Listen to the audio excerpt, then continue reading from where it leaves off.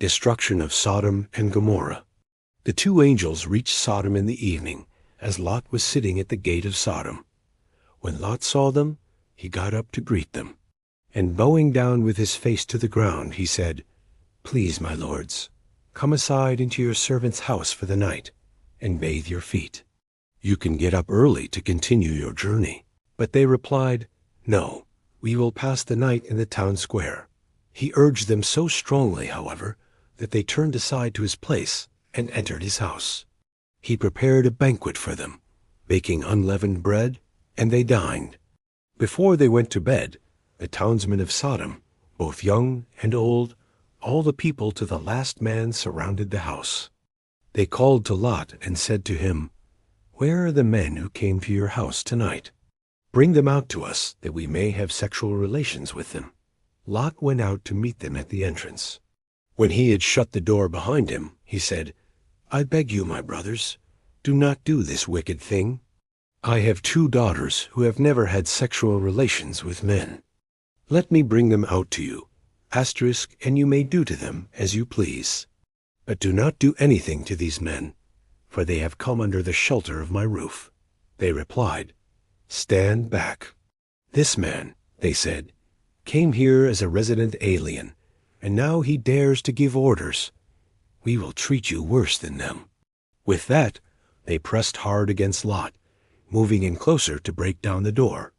But his guests put out their hands, pulled Lot inside with them, and closed the door. They struck the men at the entrance of the house, small and great, with such a blinding light that they were utterly unable to find the doorway.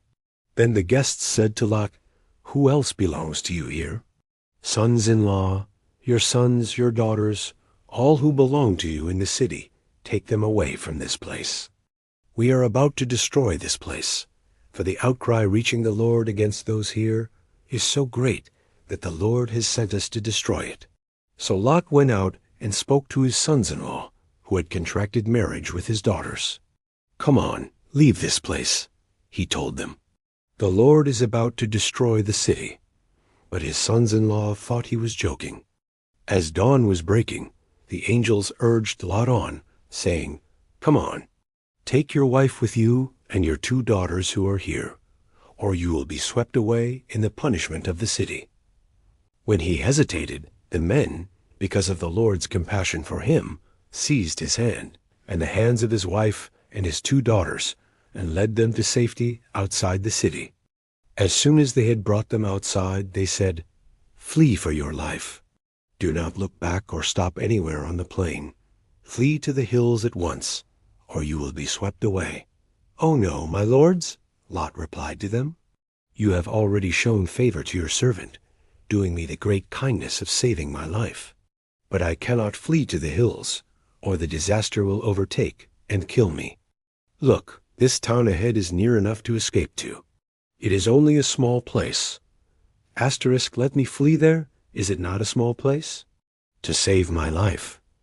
"Well then," he replied, "I grant you this favor too. I will not overthrow the town you have mentioned. Hurry, escape there. I cannot do anything until you arrive there." That is why the town is called Zoar. The sun had risen over the earth when Lot arrived in Zoar, and the Lord rained down sulfur upon Sodom and Gomorrah, fire from the Lord out of heaven. He overthrew those cities and the whole plain, together with the inhabitants of the cities and the produce of the soil. But Lot's wife looked back, and she was turned into a pillar of salt. The next morning Abraham hurried to the place where he had stood before the Lord. As he looked down towards Sodom and Gomorrah and the whole region of the plain, he saw smoke over the land, rising like the smoke from a kiln. When God destroyed the cities of the plain, he remembered Abraham and sent Lot away from the upheaval that occurred when God overthrew the cities where Lot had been living.